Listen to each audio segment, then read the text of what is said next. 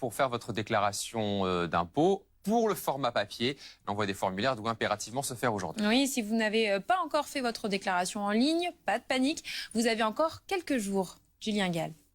À chaque printemps, c'est la même chose. La saison des impôts revient, mais déclarer ses revenus ne suffit pas, il faut le faire à temps. Est-ce que vous connaissez les sanctions si vous payez vos impôts en retard? Pas exactement. Je ne connais pas les sanctions parce que je ne paye jamais mes impôts en retard. Des amendes, j'imagine? Je crois que c'est une majoration d'un pourcentage. En cas de retard de paiement, les Français s'exposent à des pénalités. Dans un premier temps, une majoration est appliquée, plus 10%, puis elle augmente progressivement.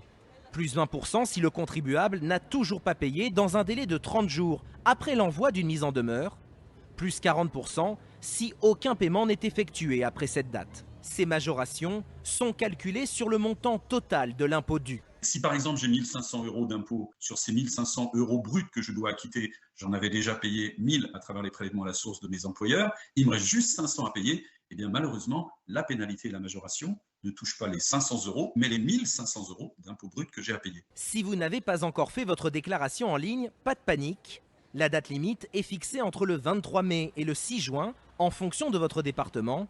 Selon les derniers chiffres officiels, près de 20 millions de foyers fiscaux paient l'impôt sur le revenu.